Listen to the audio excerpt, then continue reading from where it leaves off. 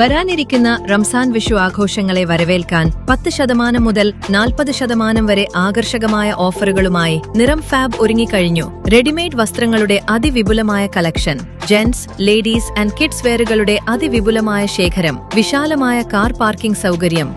ഈ ആഘോഷകാലത്ത് നിങ്ങളുടെ ഷോപ്പിംഗ് കൂടുതൽ സന്തോഷകരമാക്കാൻ ഇന്ന് തന്നെ എത്തിച്ചേരൂ. കൊണ്ടാഴിയിൽ യുവാവിനും സഹോദരിക്കും നേരെ ക്രൂരമായ മർദ്ദനം. ആക്രമണത്തിൽ പരിക്കേറ്റ മുൻ LDF സ്ഥാനാർത്ഥി കൃഷ്ണകുമാർ ചികിത്സയിലാണ്. പ്രതിക്കായി പഴയന്നൂർ പോലീസ് അന്വേഷണം ഊർജിതമാക്കി.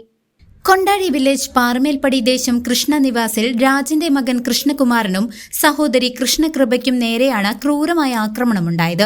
AIYF ചേലക്കര മണ്ഡലം പ്രസിഡന്റും CPI ലോക്കൽ കമ്മിറ്റി അംഗവുമായ കൃഷ്ണകുമാർ കഴിഞ്ഞ തദ്ദേശ സ്വയംഭരണ തെരഞ്ഞെടുപ്പിൽ ഇടതുപക്ഷ ജനാധിപത്യ മുന്നണിയുടെ സ്ഥാനാർത്ഥിയായി മത്സരിച്ച വ്യക്തി കൂടിയാണ്. മായന്നൂർ താലപ്പൊലി തലേനാളായ ഏപ്രിൽ 3 വെള്ളിയാഴ്ച ഉച്ചയ്ക്ക് 2 മണിയോടെയാണ് സംഭവം നടന്നത്.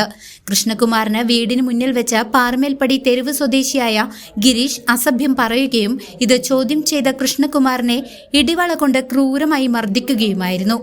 ആക്രമണത്തിൽ കൃഷ്ണകുമാറിന്റെ ഇടതുകണ്ണിന് താഴെയുള്ള എല്ലിന് പൊട്ടലേൽക്കുകയും ഗുരുതരമായി പരിക്കേൽക്കുകയും ചെയ്തു. തടയാൻ ശ്രമിച്ച സഹോദരി കൃഷ്ണകൃപയെ പ്രതി തള്ളി വീഴ്ത്തി വയറിൽ ചവിട്ടി പരിക്കേൽപ്പിച്ചു.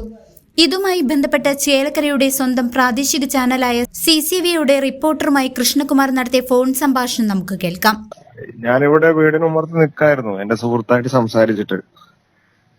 അപ്പൊ ആ സമയത്ത് ഈ ഗിരീഷ് എന്ന് പറഞ്ഞ ചെക്കൻ ഒരു പയ്യന്റെ ബൈക്കിൽ വന്നിട്ട് വീടിന് ഉമ്മർത്ത് നിന്നു. അപ്പൊ ഞാൻ പെട്ടെന്ന് ഇവൻ ഗൾഫിലായിരുന്നു കുറെ കാലമായിട്ട്. അപ്പോ ഗൾഫിൽ നിന്ന് പെട്ടെന്ന് കണ്ടതുകൊണ്ട് ഞാൻ എപ്പോഴാണ് വന്നേ, സുഖല്ലേ, എന്താ പെട്ടെന്ന് വന്നേ ചോദിച്ചു.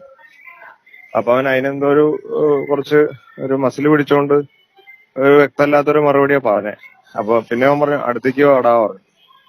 അപ്പൊ ഞാൻ അടുത്തേക്ക് പോയ ഉടനെ പോ മോനെ എന്ന് പറഞ്ഞിട്ട് നല്ല ആ തെറിന്ന് തുടങ്ങിയത്. പിന്നെ അമ്മേ അച്ഛൻ അങ്ങനെ നിങ്ങൾ പറയാൻ പറ്റാത്ത തെറികളായി. അപ്പൊ ഞാൻ പറഞ്ഞു മര്യാദയ്ക്ക് സംസാരിക്കടാ പറഞ്ഞു അവനോട്. അപ്പൊ അവന് മര്യാദയ്ക്ക് സംസാരിച്ച് നീ എന്ത് ചെയ്യും ചോദിച്ചു. മര്യാദയ്ക്ക് സംസാരിക്കുക അല്ലെങ്കിൽ ബുദ്ധിമുട്ടാവും ഞാൻ പറഞ്ഞു. അപ്പൊ വീണ്ടും തെറി തുടങ്ങി. പിന്നെ എന്റെ കോളറിൽ പിടിച്ചു. ഞാൻ തിരിച്ചു അവന്റെ കോളറിൽ പിടിച്ചു. മര്യാദയ്ക്ക് സംസാരിക്കണ കോളറിൽ പിടിച്ചു. പിന്നെ അവൻ ഇടിവള കൊണ്ട് പിന്നെ ഫുള്ള് മുഖത്തും കണ്ണിന് താഴെയായിട്ട് ഫുള്ള് ഇടിയായി. പിന്നെ കണ്ണില് ഫുള്ള് ബ്ലഡ് ആയി പോയി. 2 കണ്ണിൽ അങ്ങനെ ബ്ലഡ് ആയി. ഇവന് കാണാൻ പറ്റാത്ത, ഇവനെ പിടിക്കാനും പറ്റണില്ല. അപ്പൊ വീടിന് പുറത്തായതുകൊണ്ട് പെങ്ങളും അമ്മ ഇത് കണ്ടിട്ട് ഓടി വന്നപ്പോ ഇങ്ങനെ പിടിച്ചു മാറ്റാൻ ശ്രമിക്കാൻ നോക്കി അവരും. അപ്പുറത്ത് പിള്ളേരുണ്ടായിരുന്നു, അവരും വന്നു. അതിനിടയ്ക്ക് പെങ്ങളെ ഇവൻ ചവിട്ടി താഴെയിട്ടു.